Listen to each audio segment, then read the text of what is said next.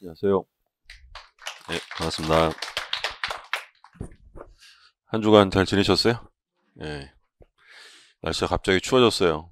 감기 조심하시고. 저도 감기 걸렸는데 떨어지지가 않습니다. 자, 오늘 이제 진도 나가면 이거 회사에서 만들어준 건데 사진이 엄청 부담스럽죠? 예. 자, 오늘은 이제 법률행위 대리에 관한 내용 볼 거예요. 교재 25쪽입니다. 그러니까 대리에 대한 개념, 우리가 이제 전 시간에 잠깐 좀 보긴 했는데, 그러니까 대리라는 건 이렇게 이제 삼면관계가 나왔어요. 그래서 법률행위 하는 애가 대리인이었고, 대리인이 상대방과 법률행위라면 그 효과는 전부 다 누구한테 간다고 했냐면 본인에게 직접 귀속이 됩니다. 그럼 이제 대리의 종류를 볼 텐데, 일단 제일 기본적인 건 대리의 종류는 임의대리와 법정대리가 있어요. 그러니까 임의대리라는 건 뭐냐면 이 본인이라는 사람이 요 을에게 대리권을 수여합니다. 그걸 우리가 뭐라고 불렀었냐면 수권행위, 대리권을 수여하는 거죠. 그럼 이제 대리권을 수여받은 을이 그 대리행위를 하게 되면 효과는 본인에게 직접 귀속이 돼요. 그러니까 요걸 이제 임의대리라는 것은 소위 사적 자치의 확장이다 이런 말을 씁니다. 그러니까 대리라는 제도가 없을 때는 당연히 하고 싶으면 자기가 직접 해야죠. 근데 예를 들어서 제가 갑인데 제가 예를 들어서 지방에 대전에 있는 부동산을 하나 사고 싶어요. 그럼 이제 제가 왔다 갔다 하면 좋겠지만 시간이 없어서 대전에 사는 친구에게 야 친구야 네가 좀 그 부동산 좀 사줘라고 대리권을 수여하는 거고, 그럼 그 대리권을 수여받은 친구가 상대방과 거래를 하면 효과는 직접 저에게 귀속이 되는 거야. 그러면 원래는 제가 직접 해야 됐던 것이 대리라는 제도를 통해서 삼면관계로 넓혀진다라고 해서 사적 자치의 확장이라는 표현을 씁니다. 근데 임의대리라는 것은 반드시 뭐가 있어야만 성립할 수 있다는 거예요. 수권행위예요. 수권행위. 그럼 우리가 앞으로 공부할 때 수권행위를 했다 또는 선임을 했다 이런 말 써 있으면 얘는 무조건 무슨 대리냐면 임의대리야. 우리 지난주에 법률행위랑 법률 규정에 의한 변동을 봤었는데, 그럼 요 수권행위라는 건 법률 규정이에요? 갑이 법률 행위를 한 거야? 행위. 갑이 의사표시한 거잖아요.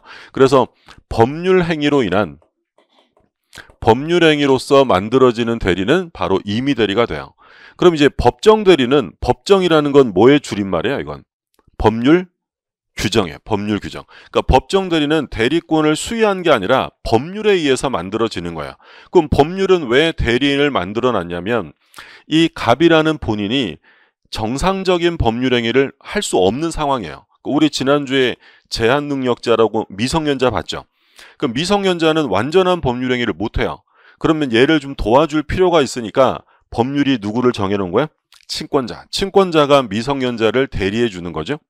그럼 우리 생각해 보면 미성년자가 예를 들어 이 초딩이가 엄마 아빠한테 일 잘하시니까 내가 이번 일 맡겨볼게 라고 대리권을 준 게 아니죠. 이건 수권으로 만들어지는 게 아니라 법률로서 정해지는 거야. 그리고 우리 제한능력자 또 누구 있었어요? 피한정 후견인, 피성년 후견인. 누가 좀 더 상태가 심각하다 그랬어요? 피성년 후견인. 그럼 이 사람들은 한정 후견을 받는 사람이고 얘는 성년 후견을 받는 사람이니까 법률이 누구를 정해놨냐면 후견이라는 제도를 정해서 이 사람들의 법률행위를 도와주도록 규정한 거야. 그러니까 이 법정대리라는 것은 사적 자치를 넓힌다는 개념보다는 사적 자치를 보충해주는 역할을 한다라고 표현합니다. 요게 첫 번째 제일 기본적인 대리. 수권 하면 무조건 무슨 대리냐면 임의대리고, 법정대리는 법률 규정이에요. 그럼 요거 이제 바로 뒤에 뭐가 나오냐면 대리권의 발생 원인이 나와요. 그럼 임의대리권의 발생 원인은 뭐겠어요? 수권행위죠. 그럼 법정대리의 발생 원인은 뭐겠어요? 법률 규정이에요. 그럼 그거 끝나면 대리권의 범위가 나옵니다. 그럼 대리권의 범위, 임의대리에서는 대리권의 범위를 뭘로 정하겠어요?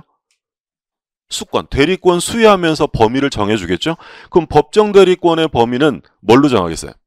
법률로 정하는 거예요. 그게 이제 제일 기본이고, 자, 그 다음에 종류로 또 뭐가 있냐면 대리인이 상대방에게 의사표시를 하는 거야. 대리인이 의사표시를 한다라는 것은 능동적이에요, 수동적이에요? 능동적이죠. 이걸 능동대리, 적극대리, 하는 대리고요. 근데 이제 반면에 하는 게 아니라 받기만 해요. 그럼 받는다는 건 능동이 아니라 뭐겠어요? 수동대리 또는 소극대리라고 불러요. 그래서 능동대리는 대리인이 의사표시를 하는 거고 수동대리는 하는 게 아니라 받는 거예요. 그리고 만약에 을에게 대리권이 있으면 우리가 이걸 유권대리라고 불렀고요. 대리권이 없으면 뭐라 그랬어요? 무권대리. 그렇죠? 그게 이제 대리의 기본적인 종류. 교재 보시면 대리 종류에서 뭐 제일 기본은 임의대리와 법정대리가 있다라고 되어 있고요. 그리고 능동대리와 수동대리. 그러니까 능동대리라는 건 대리인이 의사표시를 뭐야? 하는 대리. 적극대리고, 그리고 의사표시를 받는, 수령하는 대리를 뭐라고 했냐면 수동대리다라고 불러요. 유권대리와 무권대리 구별이 있었고요.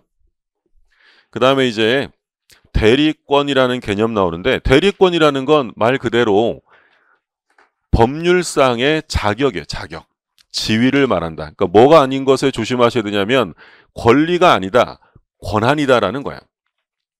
그러니까 이제 대리권에서는요, 권리 의무 관계가 생기는 게 아니라 대리할 수 있는 뭘 주는 거냐면 자격을 주는 거예요. 권한이라는 건 법률상 자격을 의미합니다.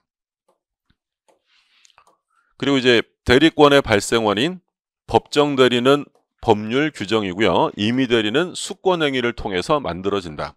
가볍게 보시면 되고, 그 다음에 이제 대리권의 범위가 나오는데, 대리권의 범위는 뭐 매년 출제된다라고 생각하시면 돼요. 법정 대리권의 범위는 볼 필요도 없어요. 뭘로 정한다 그랬어요? 법으로. 자, 그런데 임의 대리권의 범위는 뭘로 정하냐면 수권 행위를 통해서 그 수권 행위를 해석함으로써 정합니다. 그래서 이제 대리권의 범위가 어디까지냐라는 것이 이제 매년 시험에 출제가 되는데, 뭐 암기하실 내용은 아니고요. 그냥 뭐 가볍게 이해하시면 돼요. 예를 들어 매매계약을 한다. 매매계약. 매매계약이라는 게 뭐예요? 재산권을 넘겨주고 뭘 받는 거야? 돈, 대금 받는 게 매매계약이에요.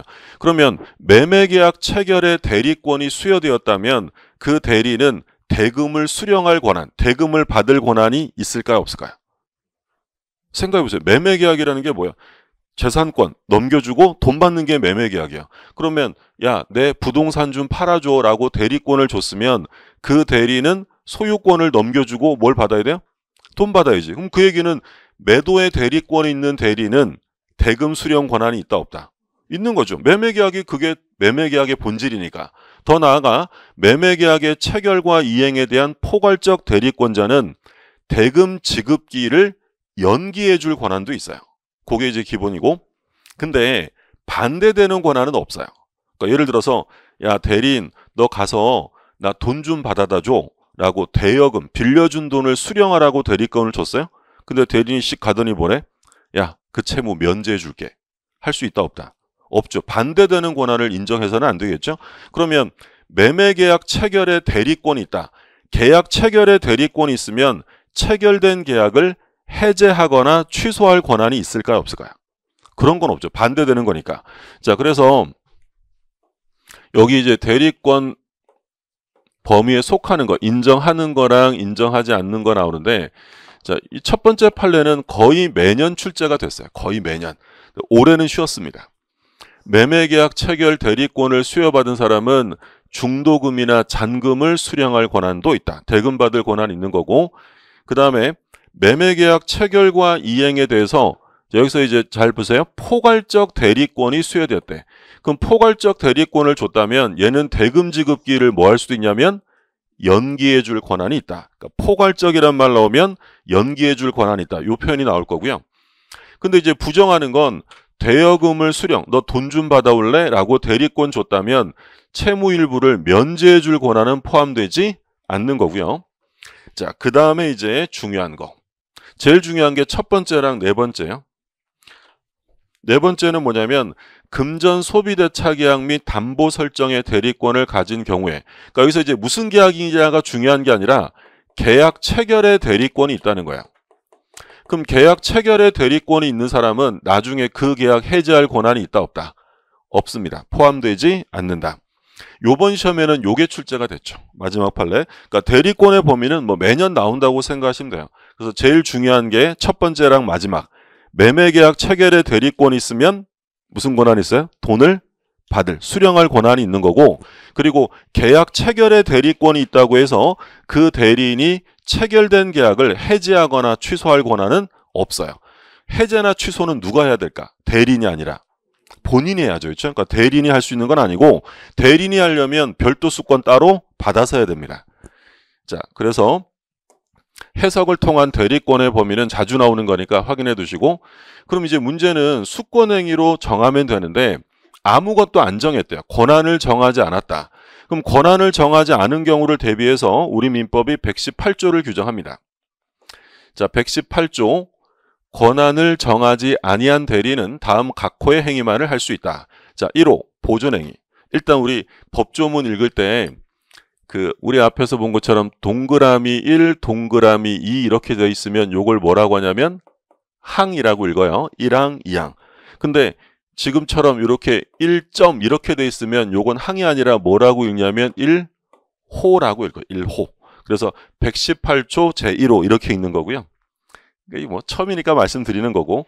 근데 이제 우리 민법에는 그 정도는 아니지만 그 공법이나 이런 데 가면 1호가 아니라 가, 나 이런 것도 있어요. 요런 건 뭐라고 읽냐면 가, 목, 나, 목 이렇게 읽어요.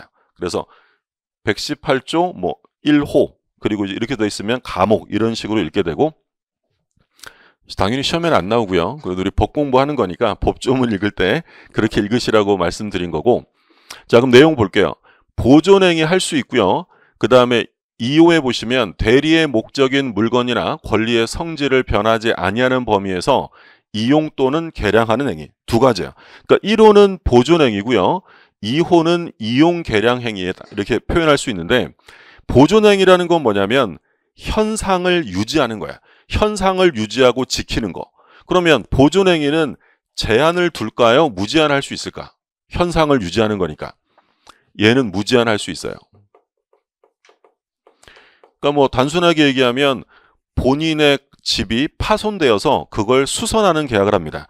파손된 걸 수선한다는 건 새로운 걸 만들어내는 게 아니라 현상을 유지하는 거고요. 또는 우리 본인 부동산이 미등기예요. 등기가 안 돼 있는 거야. 그래서 제가 대리인으로서 등기를 해줍니다.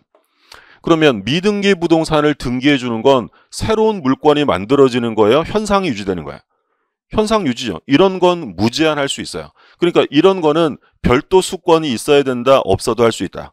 없어도 할 수 있는 거야. 그런데 이용하거나 개량, 좋게 만드는 거죠.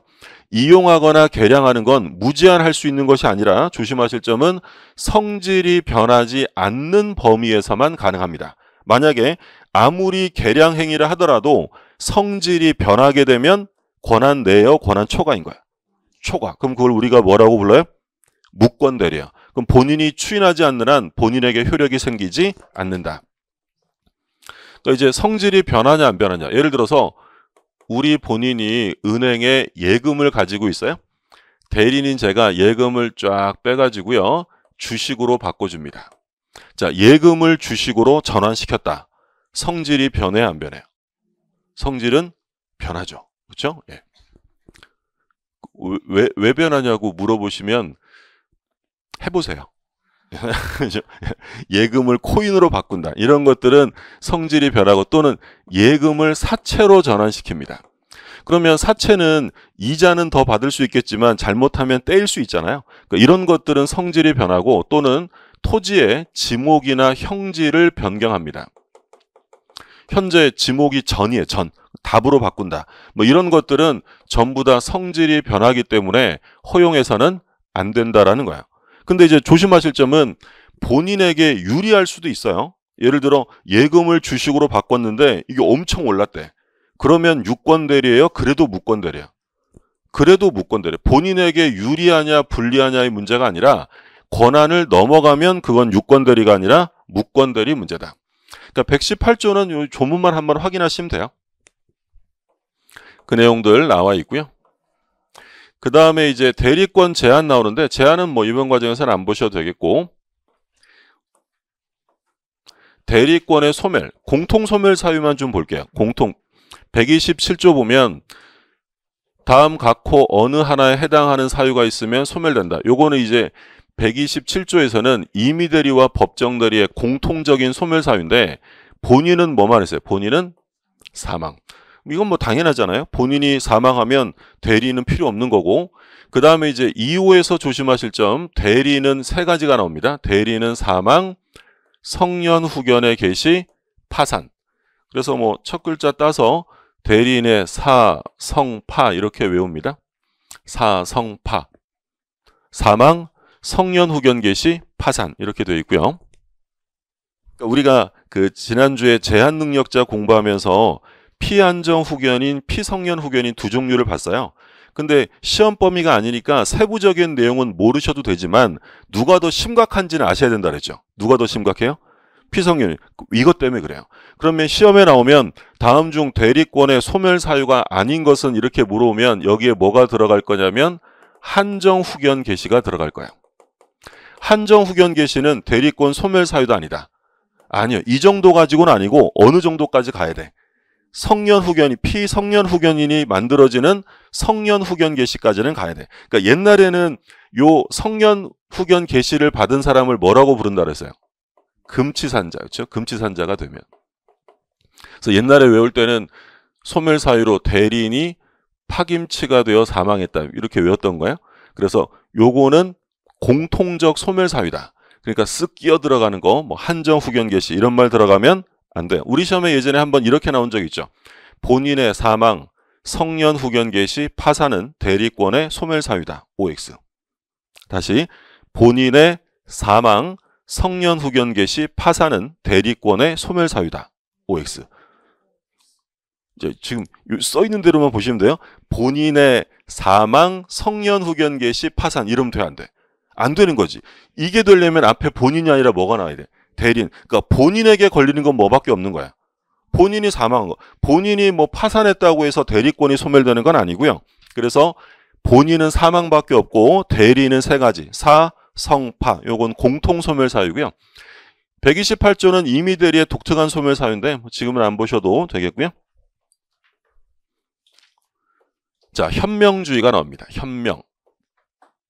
현명이라는 건 대리인임을 드러내야 된다는 거야. 자, 1항을 보세요. 대리인이 그 권한 내에서 본인을 위한 것임을 표시한 의사표시. 본인을 위한 것임을 표시한 의사표시는 직접 본인에게 효력이 생긴다라고 돼 있어요. 그러면 대리행위로서 본인에게 직접 효과가 생기려면 일단 첫 번째, 권한 내여야 합니다. 만약에 권한을 넘어가면, 권한 외가 되면 뭐가 되는 거야? 무권대리가 되는 거야. 권한 내야 되고, 두 번째는 본인을 위한 것임을 표시해야 한다. 이걸 뭐라고 부르냐면 현명이라고 불러요. 이건 나의 법률행위가 아니라 우리 본인을 위한 거야 라는 걸 표시해 줘야 한다는 거고요. 그러면 권한 내에서 현명하면 효과는 직접 누구한테 간다? 본인에게. 그러니까 일단 대리인에게 갔다 가는 게 아니라 바로 가는 거야. 그러니까 우리가 공부하는 대리는 간접 대리가 아니라 직접 대리에 해당이 됩니다. 요게 이제 대리에, 그럼 만약에 현명을 안 했어요. 그럼 현명을 안 했다는 건 대리인이 누구 이름으로 한 거예요?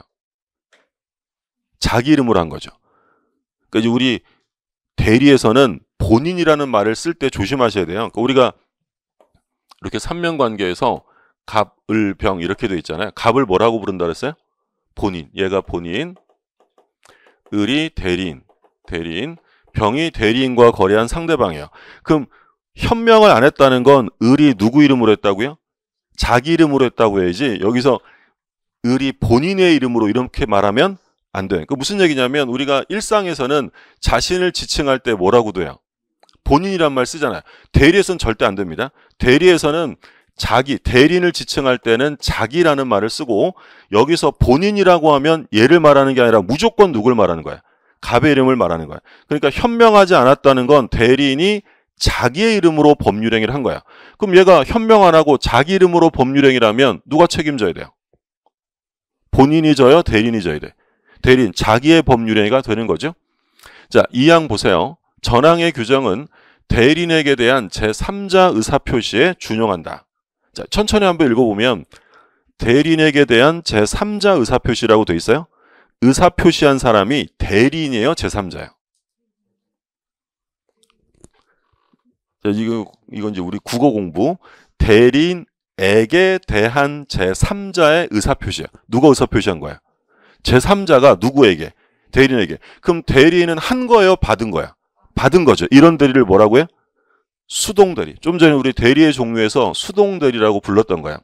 그러면 이 상대방이 요 을한테, 대리인한테 이거 당신 대리인에 대한 의사표시예요 라고 누가 의사를 표시한 거야? 상대방이. 그러면 이 의사표시를 받으면 효과는 누구한테 간다? 갑에. 준용한다라는 것은 그냥 가져다 쓰겠다라는 거야. 그래서 상대방의 의사표시를 대리인이 받게 되면 효과는 직접 누구한테 가냐면 본인에게 귀속한다라는 거야. 현명 안 하면 어떡하느냐? 자, 115조를 보세요. 대리인이 본인을 위한 것임을 표시하지 아니한 때에는, 그러니까 줄여서 말하면 뭘 안 했다는 거야? 현명을 안 했대. 그러면 그 의사표시는 자기를 위한 것으로 본다. 자기라는 건 누구를 말한다고요? 대리인 자신을 말하는 거예요? 자, 근데 조심하실 점, 단서가 나옵니다. 그러나 상대방이 대리인으로 한 것임을 알았거나 또는 알 수 있었을 때에는 전조제의랑, 전조제의랑이 뭐였냐면 본인에게 직접 효력이 생긴다라는 거야. 그러면 현명을 안 하면 대리인이 책임을 져야 되는데 문제는 상대방이 이 사람이 대리인이라는 걸 알았거나 또는 알 수 있었대요. 효과는 누구한테 간다고요? 본인. 그러니까 이런 거죠, 지금. 삼면관계인데 이 대리인이 효과를 본인에게 직접 귀속시키려면 현명해야 됩니다. 현명.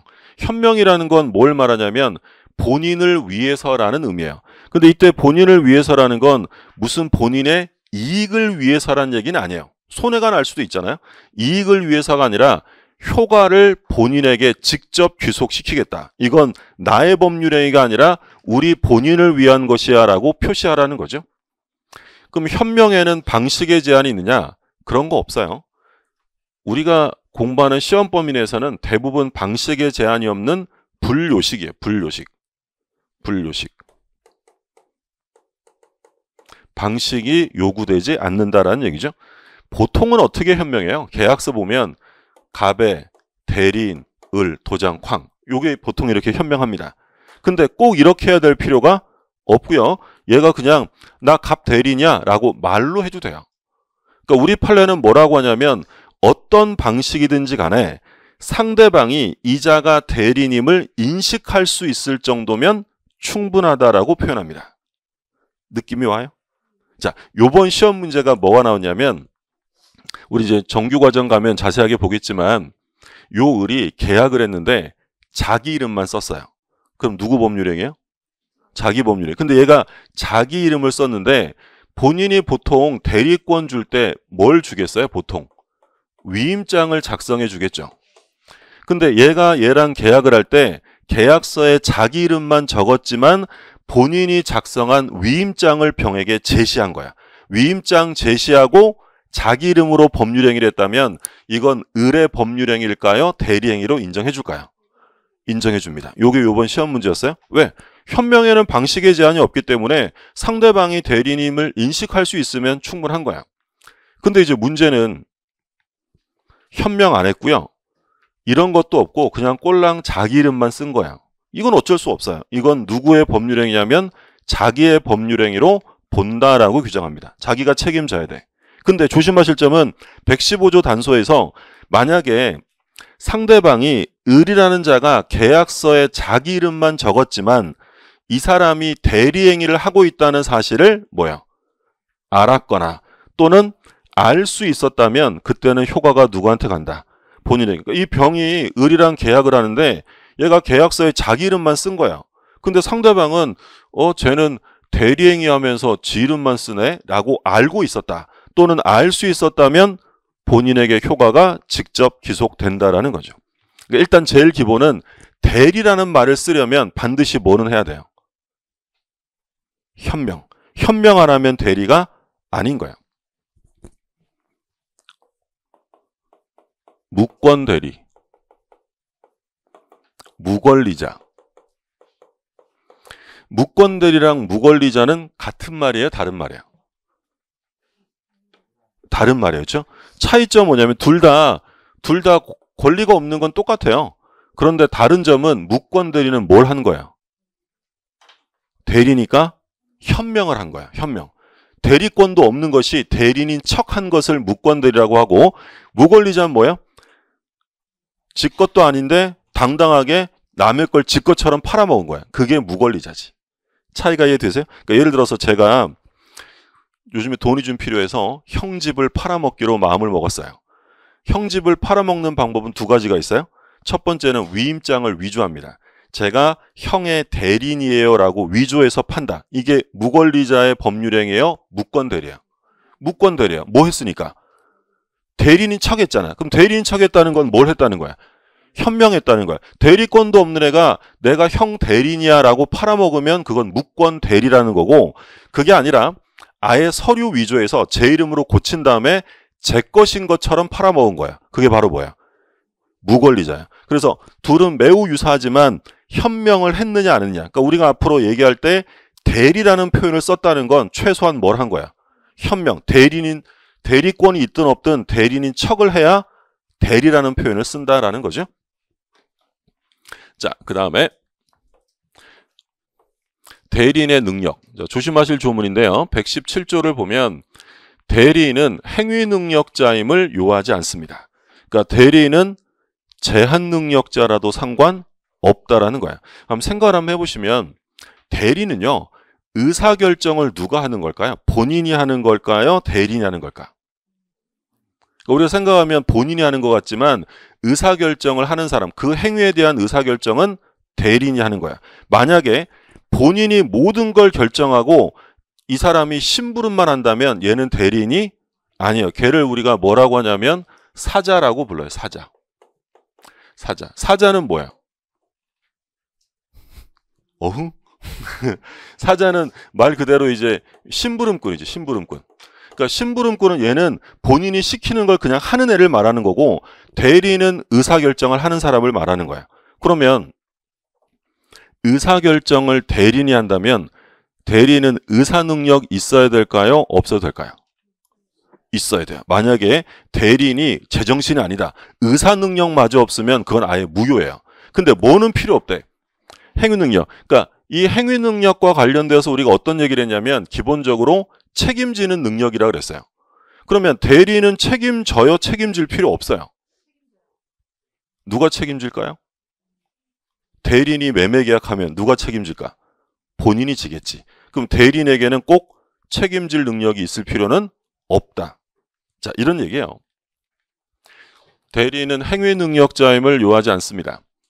근데 최소한 뭐는 있어야 돼요? 의사 능력마저 없으면 아예 무효. 아예 무효? 그럼 이렇게 되는 거죠. 갑이 을한테 대리권을 수여합니다. 야, 나 집 좀 팔아줘 라고 대리권을 줬는데 얘가 18살이야. 미성년자입니다. 근데 이 미성년자가 대리권을 수여받아서 대리행위로서 매매 계약을 한 거야. 그럼 얘가 나중에 사실은 제가 미성년자예요 라고 하면서 이거 취소할 수 있다 없다? 취소할 수 없는 거야. 그러니까 조심하셔야죠. 원래 제한 능력자, 미성년자가 계약을 했으면 취소할 수 있다. 이게 우리가 지난주에 공부한 거야. 취소는 재착사 가능하잖아요. 근데 원래는 취소할 수 있는데 얘가 취소를 못하는 이유는 뭐 때문이냐면 바로 117조 때문이야. 대리인으로서 한 것이면 얘는 정상적인 행위를 한 것으로 봐주는 거야. 왜? 어차피 얘가 이행할 거예요? 본인이 이행할 거야? 본인이 이행할 거니까 얘는 의사결정할 수 있는 능력만 있으면 되는 것이지 반드시 행위 능력까지 갖출 필요는 없다는 거야. 그러면 본인이요. 얘가 계약을 한 거야. 그럼 본인이 이 병한테 사실은 우리 대리인이 미성년자입니다. 요거 취소하겠습니다. 라고 할 수 있다 없다? 할 수 없겠죠. 할 수 있으면 좀 그렇잖아. 뭐가 그래? 제가 만약에 이게 가능하다면 제가 대리인이 필요하면 저는 무조건 미성년자 씁니다. 똑똑한 애들이 얼마나 많아. 써가지고 미성년자가 계약을 잘해오면 칭찬과 격려를 보내고 못하면 취소해버리고 제 마음대로 할 수 있잖아요.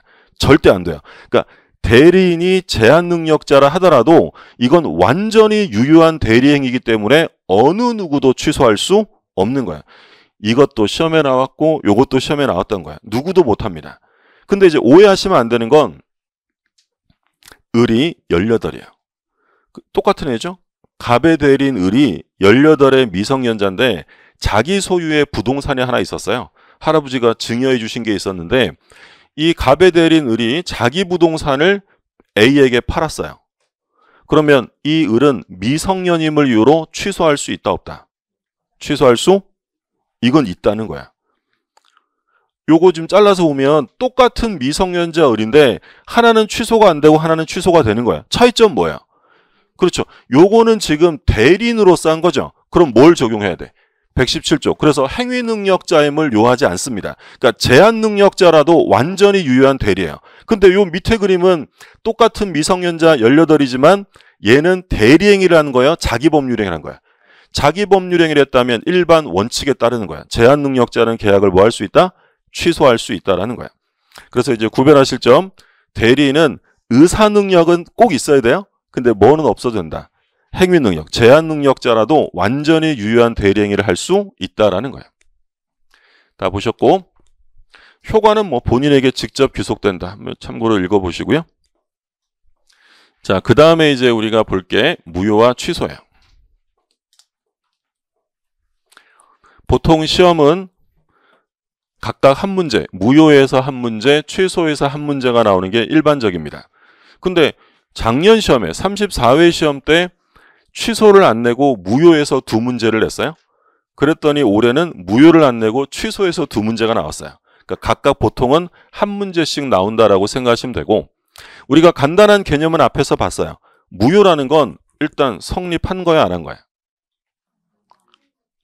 성립한 거죠. 그렇죠? 그러니까 우리가 그 얘기 했었잖아요. 성립이 안 되면 효력을 논의할 수 없다. 그렇죠? 그러니까 제가 지난주에 그랬죠. 복습 안 하셔도 된다고. 진짜 안 하셨잖아? 복습 요즘에 하세요? 안 하셔도 돼요. 안 하셔도 되는데, 이거 어차피 요 4주 과정으로는, 4주 과정의 목표는 전범위를 다 보는 게 아니라 일단 앞으로 많이 보게 될 용어를 좀 익숙하게 하는 거야. 그래도 아직 내용을 정확하게 파악 못했어도 성립과 효력의 개념을 기억이 얼핏 나잖아요. 그러니까 우리가 뭘 봤냐면 법률행위가 성립했다. 이거 성립하면 모두 유효해요? 효력 요건 갖춰야 돼. 성립 요건 갖추고 효력 요건 갖춰야죠. 성립은 당목이, 당사자 목적 의사표시. 효력이 생기려면 당사자가 능력이 있고 목적이 어떠해야 돼? 4개. 확과 적사. 그리고 의사와 표시가 일치하고 하자가 없을 것. 이게 효력 요건이었단 말이야. 그러면 효력, 무효나 취소라는 것을 논의한다라는 것은 반드시 성립이 됐어야 돼요. 만약에 성립이 안 되면 성립 요건을 갖추지 못하면 무효다, 불성립이다. 불성립이야. 그러니까 일단 요 무효와 취소를 얘기한다는 건 최소한 뭐는 돼 있는 거야? 성립은 돼 있는 거야. 무효는요, 이익이 있으면 누구든지 무효를 주장할 수 있어요. 그리고 무효는 처음부터 효력이 없어요. 성립은 됐지만. 그리고 한 번 무효는 영원한 무효입니다. 시간이 지난다 하더라도 효력에 변동이 없어요. 이게 무효예요. 근데 취소는 좀 다른 게, 무효는 누구든지 주장할 수 있지만 취소는 아무나 못합니다. 누가 할 수 있다고 돼 있어요? 취소권자, 법률로 딱 정해요. 취소권을 행사할 수 있는 사람. 그러면 2번에 보세요. 무효는 처음부터 효력이 없는 거지만 취소는 일단은 뭐야? 취소를 안 하고 있으면 일단은 효력이 있다. 유효한 거죠. 일단은 유효한데 취소하면 처음부터 무효가 되는 거. 요게 이제 취소였고, 그리고 이제 또 차이점은 무효는 한 번 무효는 영원한 무효인데 취소는 일정한 시간이 지나게 되면 취소권은 소멸하고 확정적으로 유효가 돼요. 그러니까 소위 이제 제척기간이라는 것이 지나버리면 취소권을 더 이상 행사할 수 있다 없다? 없게 돼요. 이거 뒤에 가면 이제 하나하나씩 보게 되는 거예요. 그러니까 우리 그런 얘기 했잖아요. 무효와 취소 중에서 어느 게 더 세다? 무효죠. 그럼 이제 각각 뭐 의사 무능력 이런 것들 참고로 보시고, 취소는, 무효는 되게 많지만 취소는 딱 3개밖에 없죠. 제, 착, 사, 사기강박, 제한능력, 착오, 사기강박. 그러니까 우리 민법에서는 취소한다라는 말은 딱 여기서만 쓰는 거야. 그러니까 우리가 사회에서는 뭐 하다가 마음에 안 들면 취소다 이러잖아요. 근데 그건 법률에 적합한 용어는 아니에요. 그러니까 법에서는 취소라는 말을 쓸 수 있는 건 제한 능력자, 착오, 사기 강박 이런 거예요. 그래서 지금 보신 것처럼 동그라미 2번에 그 얘기 나와 있죠. 유효무효와 같은 효력을 논의하는 것은 언제 이후의 문제라고 써 있어요? 성립 이후에. 만약에 성립 요건을 갖추지 못하면 유무효는 문제될 여지가 없습니다. 이건 부존재하기 때문이에요. 자, 그럼 무효의 종류. 절대적 무효와 상대적 무효예요. 그러니까 개념은 우리 지난주에 봤는데 절대적 무효라는 건 상대방에게만 주장할 수 있는 거예요? 모두에게 주장하는 거야. 모두에게. 상대적 무효는 상대방에게 주장하고 제3자가 일정한 경우에 보호될 수 있는 무효예요. 그럼 뭐가 원칙이냐? 무효는 절대적 무효가 원칙이에요. 그럼 우리가 공부했던 무효 중에서 상대적 무효는 다 봤어요. 우리 지난주에 비통착사 봤죠? 비진이는 원칙은 유효다, 무효다. 진이 아닌 표시라면 원칙은 유효. 근데 언제 무효가 돼요? 상대방이 알았거나 알 수 있었으면 무효. 통정허위 표시는 뭐예요? 짜고 한 허위의 표시죠. 효력은 뭐다? 무효. 그래서 우리 비통착사 중에서 비통한 건 유무효에 관한 문제고, 그리고 뒤에 착사는 무효가 아니라 뭐의 문제예요? 취소의 문제인 거예요. 근데 비통착사는 제일 중요한 공통점이 있었어요. 뭐가 있었죠? 선의의 제3자를 보호합니다. 그러면 비진이 무효나 통정 무효는 절대적 무효의 상대적 무효예요. 상대적 무효죠. 그게 다예요. 상대적 무효는 두 개 나오는 두 개. 비진이 표시 무효인 경우, 통정허위 표시 무효인 경우. 이런 경우는 상대적 무효고, 이거 빼고 나머지는 상대적이다, 절대적이다. 절대적이니까 제3자가 보호되지 않는다라고 했던 거죠. 요 일부 무효는 뒤에 나올 거고요.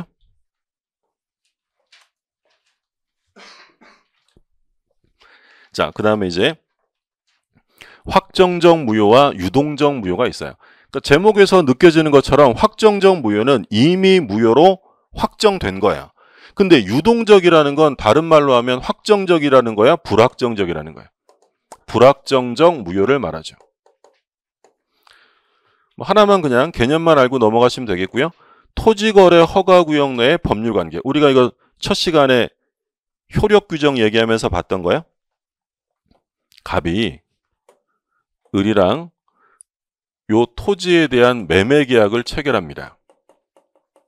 근데 요 매매계약을 체결한 땅이 허가구역 안에 있었대요.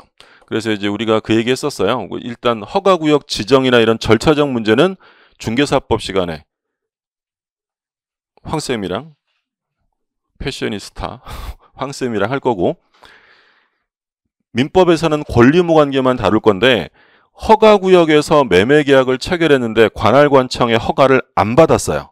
유효다, 무효다. 효력규정이었어요, 단속규정이었어요? 효력. 그러니까 허가를 안 받으면 이 계약은 무효예요, 무효. 근데 나중에라도 허가를 받으면 그냥 무효로 처리할까요? 유효로 인정해 줄까요? 해줍니다.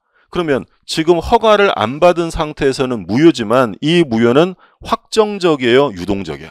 이런 걸 유동적 무효다라고 불러요. 그러니까 유동적 무효는 또 뭐가 있었냐면, 우리 잠깐 예를 들었던 게 무권대리인 법률행위가 있었어요. 무권대리인 법률행위는 본인에게 효력이 있다, 없다. 대리권 없는 애가 계약을 하면 본인에게 효력이 생겨요, 안 생겨요? 안 생겨요. 근데 본인이 나중에 뭐 하면 생기죠? 추인하면. 그러면 무권대리인 법률행위 효력도 확정적 무효예요, 유동적 무효예요? 유동적 무효. 그런 걸 이제 유동적 무효라는 표현을 쓸 거야. 나중에 가면 이 허가구역, 우리 기본 정규과정 들어가면 이와 관련되는 판례가 몇 페이지 나올 거예요. 몇 페이지 나도 돼. 그냥 그림으로 몇 개 보시면 시험에서는 다 맞힐 수 있는 거고요. 그 다음에 이제 일부 무효가 나옵니다. 137조 법률행위를 했는데 일부가 무효예요. 일부분이 무효면 원칙은 일부만 무효래요, 전부 무효래요? 자, 우리 민법은 일부가 무효면 전부 무효다라고 규정합니다. 근데 이제 단서 조항이 있어요. 그러나 무효 부분이 없더라도 법률행위를 하였을 것이라 인정될 때는, 그러니까 그러니까 요 부분이 무효면 나머지라도 하지 않았을까라고 생각되면 그때는 나머지 부분은 무효가 되지 않는다. 그럼 이때는 예외적으로 일부만 뭐가 될 수도 있어요? 무효가 될 수도 있다. 그러니까 예를 들어서 갑이 을이랑 X 토지와 Y 토지 매매 계약을 한꺼번에 체결했어요. 근데 이제 이 계약을 한꺼번에 했는데 나중에 봤더니 X 토지에 무효 사유가 있었대. 그러면 원칙은 X 토지만 매매 계약이 무효예요? 이 계약 전부 무효예요? 전부 무효예요. 근데 만약에 이 갑과 을이 X 토지가 무효인 걸 알았더라면 Y 토지만이라도 거래했었을 거야 라고 인정되면 이걸 뭐라고 하냐면 가정적 의사라고 해요. 가정적인 의사가 있었다면 이때는 일부만 유효가 될 수도 있다라는 거야. 근데 일부 무효가 인정되려면 요건을 갖춰야 돼요. 여기 이제 요건에 써 있는 것처럼 1번 법률행위의 일체성과 분할 가능성. 그러니까 일체성이라는 건 무효인 부동산 거래와 유효한 부동산 거래를 따로따로 한 거예요? 한꺼번에 했어야 돼. 한꺼번에. 만약에 이 사례에서 요 X 토지 매매 계약은 2월 1일 날 했고요. Y 토지 매매 계약은 4월 1일 날 했대. 그러면 일부 무효란 말이 나와야 안 나요? 이건 계약이 두 개인 거죠. 그러니까 일부 무효란 말이 나오려면 한꺼번에 거래됐어야 돼. 일체성. 두 번째는 유효인 부분과 무효인 부분이 구분될 수 있다 없다? 있어야죠. 그래야 일부만 무효화 시킬 거 아니에요. 그래서 요건이 지금 첫 번째 일체성과 가분성이 있어야 돼요. 분할 가능성. 제일 중요한 건 가정적 의사죠. 그러니까 가정적 의사라는 건 당사자가 명시적으로 표시한 거예요? 표시 안 한 거야? 안 한 거지. 표시는 안 했지만 이러면 이러지 않았을까라고 판단된다면 그때는 일부만 무효로 해주겠다라는 거야. 이해되셨어요? 일부 무효하고 일부 취소랑 같은 개념으로 이해하시면 돼요. 이런 사건이 있었어요. 그 갑이라는 사람이 땅이 좀 있었거든요. 근데 이제 이 사람은 자기 땅에서 뭘 하고 싶었냐면 휴게소를 운영하고 싶었어요. 그래서 이제 담당 공무원한테 이제 물어봅니다. 질의를 하는데 공무원 아저씨 나 여기서 휴게소 하고 싶은데 어떻게 하면 될까요? 그랬더니 공무원이 뭐라고 회신을 해주냐면 그 쌤이 가지고 있는 그 땅을 전부 다 국가에 증여하시고 그리고 여기에 건물 지어서 휴게소 운영하시면 돼요 라고 얘기를 해준 거야. 그래서 그런갑다 라고 하고 자기 땅 전부를 증여하고 휴게소를 지어서 운영을 했어요. 근데 나중에 봤더니 공무원이 법을 오해했고요. 법을 잘 몰랐던 거고 원래는 이 땅 전부를 증여해야 되는 게 아니라 휴게소가 지어질 부지 요만큼만 증여하면 되는 거야. 근데 공무원의 말로 갑이라는 사람이 원래 증여할 토지의 16배를 증여한 사건이에요.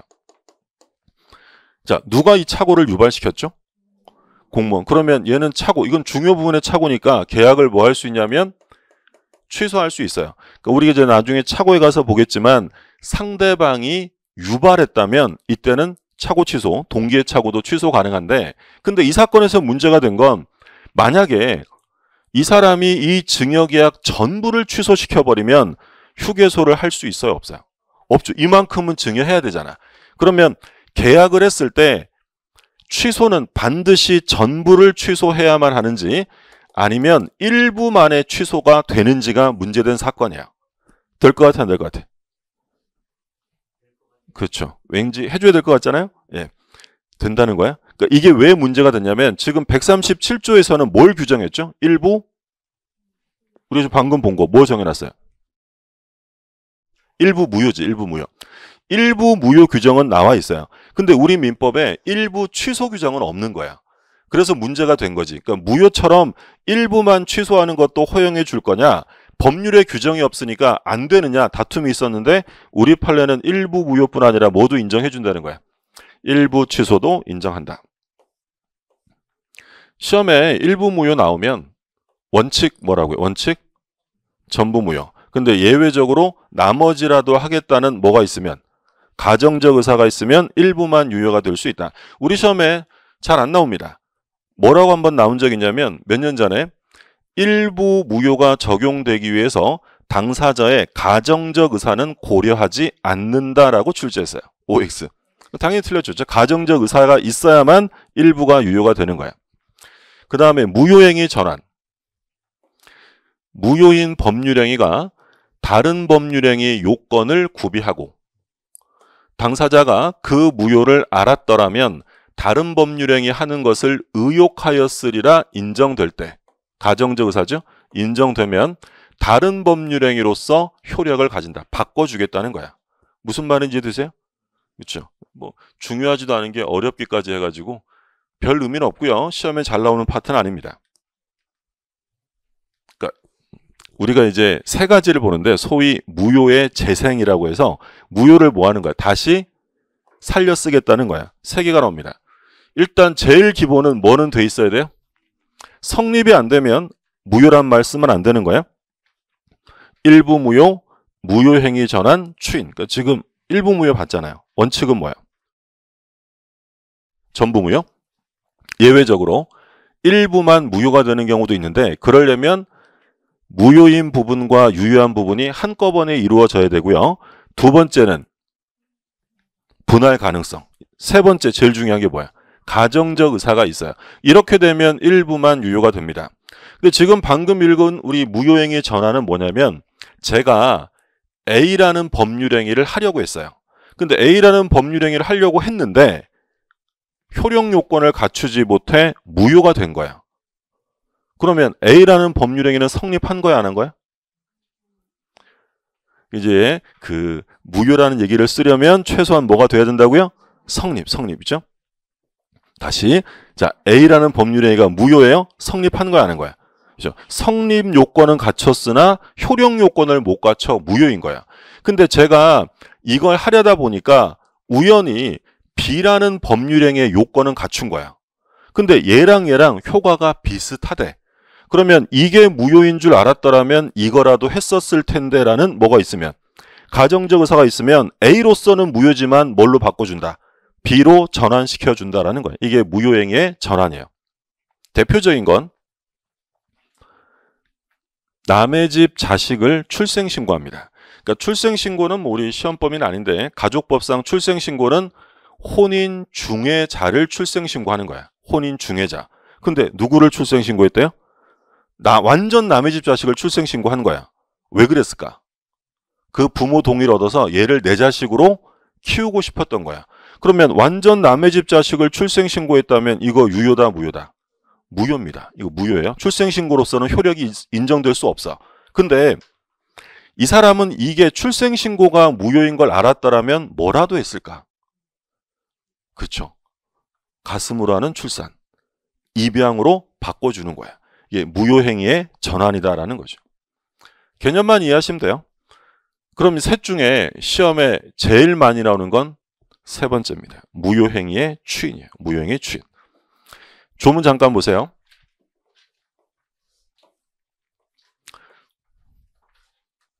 무효인 법률행위는 자 원칙은 한 번 무효는 영원한 무효니까 추인해도 효력이 생기지 않아요. 근데 당사자가 무효임을 알고 추인하게 되면 새로운 법률행위를 한 것으로 봅니다. 자, 추인이 또 나왔네. 두 번째 나온 거예요. 우리 첫 번째 추인은 무슨 추인이 있었죠? 무권대리에서 본인의 추인. 하나 있었고 두 번째는 무효인 법률행위를 추후에 인정해 주는 거. 이게 무효행위의 추인입니다. 그럼 무효행위를 추인하면 원칙은 효력이 없어요. 근데 무효인 걸 알고 추인하면 뭘로 인정한대요? 새로운 법률행위를 한 것으로 봅니다. 자, 기억해 보시면 뭐 시험에 잘 나오는 건 기억. 반사회적 행위, 불공정, 강행법규 위반의 경우에는 추인으로 유효가 될 수 없고요. 그리고 종전 무효 사유가 제거되어 있어야 합니다. 그러니까 여전히 무효 사유가 남아있으면 추인한다고 유효가 될 수는 없는 거고요. 그리고 중요한 거 효과는 소급효가 없다. 뭘로 본대요? 처음부터라고 써 있었어요. 새로운 행위래요. 새로운 행위. 그러니까 이런 거죠. 원칙. 효력이 없어요. 무효는 한 번 무효는 영원한 무효니까 추인해도 효력이 없는데 무효임을 알고 추인하면 자 중요한 말이 나옵니다. 뭘로 인정해요? 새로운 법률행위로 인정이 돼요. 그러니까 여기서 이제 핵심은 새로운이라는 거예요. 새로운. 그럼 새로운 것이라는 건 처음부터 소급해서 유효가 되는 게 아니라 소급효가 없다라는 거예요. 이제서야 유효한 행위로 인정을 하는 거죠. 가장 무효 파트에서 많이 나왔던 지문 중에 하나가 소급효 문제야. 맨날 소급효가 있네 없네라고 출제하니까 이제 대부분 수험생들이 마치니까 치사하게 한번 뭐라고 출제했냐면 무효임을 알고 추인하면 처음부터 새로운 행위를 한 것으로 본다. 이렇게 냈어요. OX. 틀렸죠. 그러니까 새로운에 꽂혀가지고 이걸 못 읽으시면 안 되지. 처음부터가 아니라 언제부터? 추인 시부터 새로운 행위로 인정해 주는 거야. 그러면 이건 어떤 의미를 가지는 거냐면 현재 이 무효는 이미 확정적 무효가 된 거야. 근데 확정적 무효가 된 걸 처음부터 유효화시킬 수는 없는 거야. 그걸 알고 추인하면 이제 새로운 행위를 한 것으로 인정해 주겠다라는 거죠. 근데 아까 중요하다고 한 건 절대로 추인 대상이 될 수 없는 거. 반사회적. 불공정행위 나중에 볼 거고요. 강행법규 위반 이런 것들은 추인한다고 해서 유효가 될 수 없어요. 당연한 얘기죠. 첩계약을 체결했어요? 첩계약은 반사회적 행위죠. 그럼 첩계약이 무효인 걸 알고 추인하면 새로운 첩계약으로 인정해줘요? 있을 수 없는 거예요. 이건 절대로 추인으로 유효화될 수 없는 것들이고 그리고 추인할 때는 무효 사유가 제거돼야 합니다. 무효 사유가 남아있으면 추인한다고 해서 유효가 될 수는 없어요. 그러니까 무효행위 추인이 시험에 나오면 제일 중요한 거 새로운 소급효 없다. 두 번째 중요한 거 반사회적 불공정 강행규정 위반은 추인한다고 유효가 될 수 없고요. 하나만 더 꼽으면 요거 무효 사유는 제거되었어야 한다. 상황 이해되셨어요? 하나 예를 들어 볼게요. 갑이 을에게 진짜 매매가 아니라 뭐야? 이거 우리 이제 언제 본 거야? 통정 허위 표시. 그럼 가장 매매는 유효다 무효다? 무효죠. 통정한 허위 의사 표시는 무효로 합니다. 그러니까 갑이 강제 집행을 면하려고 친구랑 짜고 친구에게 부동산을 넘겨놓은 거야. 근데 이 친구가 이거 허위로 넘겨받아서 쓰고 있었거든요. 써보니까 집이 너무 좋은 거야. 진짜 사고 싶은 거야. 그러면 이 경우에 굳이 만나서 새로 매매계약서 쓰고 이럴 필요 없이 두 사람이 무효인 걸 알고 뭐 하면? 추인하게 되면 추인하게 되면 이 가장 매매가 처음부터 유효한 매매가 되는 거예요? 아니면 이제 진짜 매매 계약을 한 거야? 이제 진짜. 그러니까 새로운 행위로 인정한다는 것이지 가장 매매가 소급해서 유효가 된다는 얘기는 아니다라는 거야. 처음부터 이런 말 써 있으면 틀립니다. 그러니까 무효행위 추인은 핵심이 첫 번째, 소급효는 없다. 근데 무권 대리에서 본인 추인은 소급효가 있어요 없어요? 그건 있다 그랬지. 그러니까 둘은 같은 거야 다른 거야? 다 같은 거면 그냥 하나로 취급할 거 아니에요. 그러니까 우리가 지금 본 추인이 두 개입니다.